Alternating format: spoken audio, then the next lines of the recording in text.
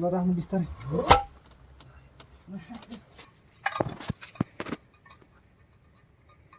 यस्तो डेन्जर बस यार बहुत यो साइडको छैन कि लेदरै छैन कस्तो खतम त्यही भएर पात जस्तो भएर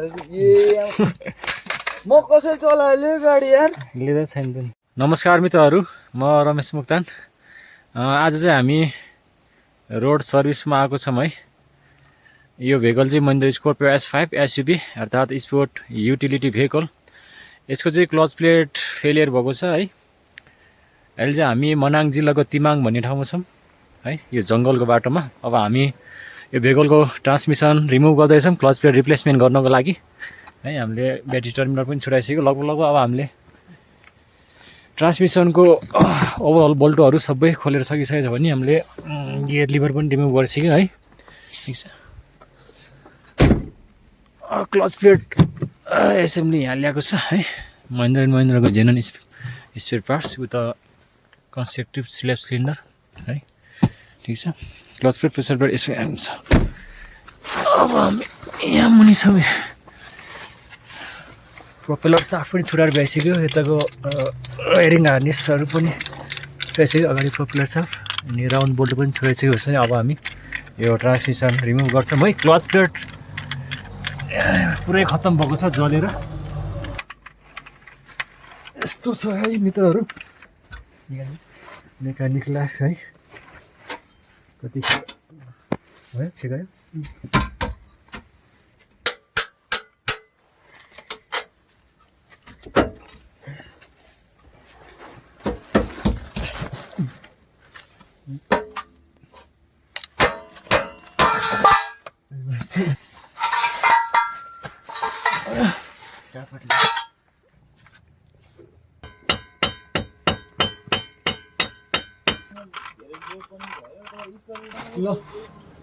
ल उचाल्नु दुईजनाले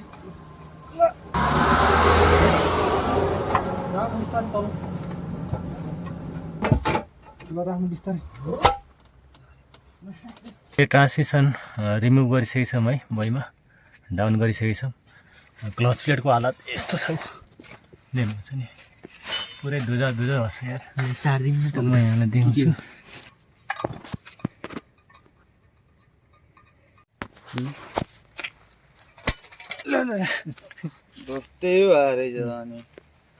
यस्तो डेन्जर बस यार बहुत। क्लच प्लेटको हालत हेर्नुहोस्, यस्तो डेन्जर भएको छ यार। यताको यो साइडको छैन कि लेदरै छैन कस्तो खतम त्यही भएर पात जस्तो भएर म कसरी चलाएँ गाडी यार लेदर छैन पनि। अब हामी म कस्तो होला नयाँ क्लच प्लेट फिटिङ गर्छौँ है भेहिकलमा। हेरौँ अब फ्लाइविलको कन्डिसन पनि कस्तो छ।